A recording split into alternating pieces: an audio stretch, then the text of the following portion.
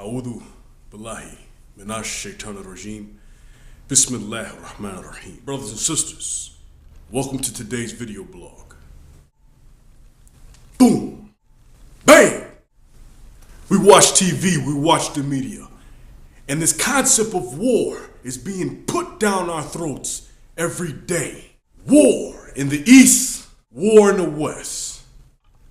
All you see is war.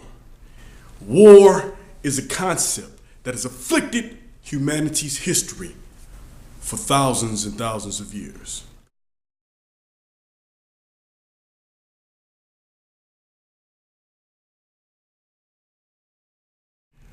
Most wars in their historical connotation or ancestral wars were conducted due to tribal differences, tribal disturbances or disruptions over maybe at times land or different disagreements between two tribal leaders.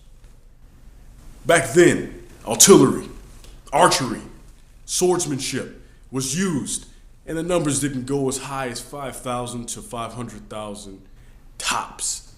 And that's tops. Today we move to the modern application of war. And the modern application of war is truly deadly. The Industrial Revolution, where we gained mastery over production of goods, streamlining our processes of manufacturing, we also streamlined our process of war. The modern application of war is what we're talking about today. And within this modern application of war, we have an industrial application of war. It was in the early 1900s, the same time and period of the cotton gin and other great creations that have modernized our society, that World War I began.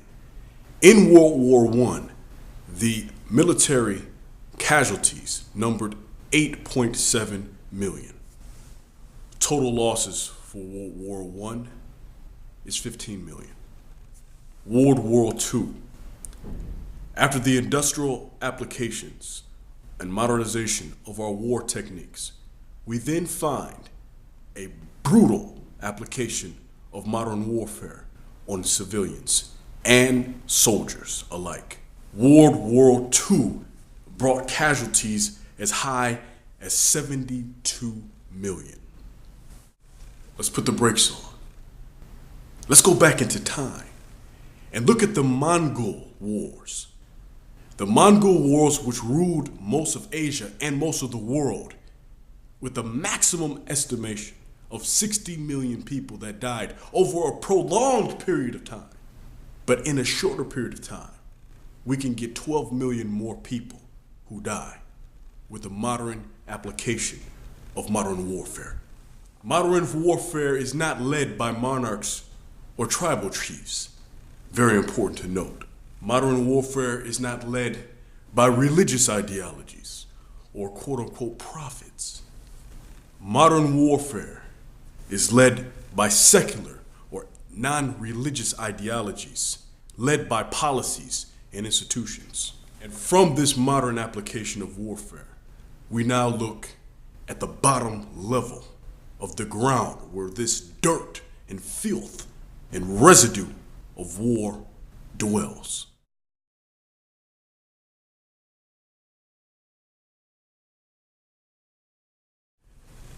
Many people may not have heard of the Manhattan Project, but the Manhattan Project is what developed the bomb that was dropped on Hiroshima.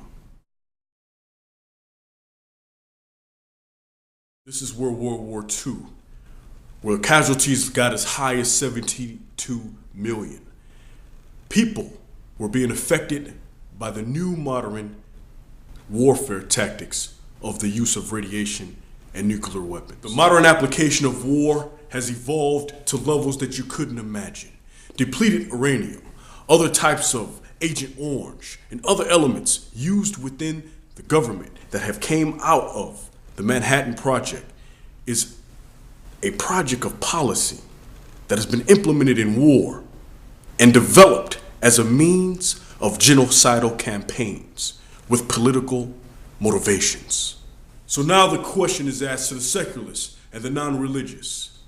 What type of war do you sanction? Looking at war's history, the application of religious wars does not kill more than wars of policy. Need I say that again? Religious wars, or wars over a god or deity, has not created more bloodshed than wars of policy, because wars of policy and institution are genocidal in nature, meaning even after the conflict is gone, it continues to kill due to waste and radioactivity. The war, or the industrial applications of war, create smaller conflicts that are not classified as wars, but still have genocidal effects on its people. Modern warfare, or industrial warfare, is refining itself even today to become more swift and more deadly in killing those who stand in its way. Tomahawk helicopters, fighter jets, Predator drones, guns, ammunition, everything is becoming more and more deadly, whereas now casualties rise. A bullet would now travel through one soldier and continue to go and hit and kill a child.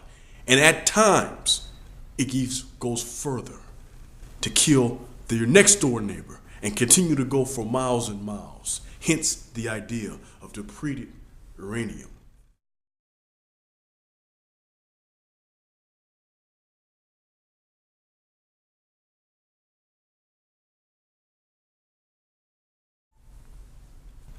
So my opinion is as follows.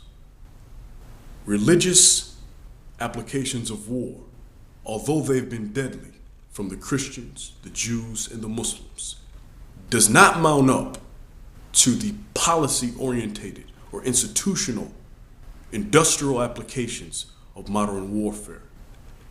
These modern warfare techniques are genocidal, and they are continually perpetuating injustices throughout the planet. There's a political motive. There's some type of dollar bill behind it. Every mode of war today. So let us focus on the reality and eliminate the root cause, which is war itself.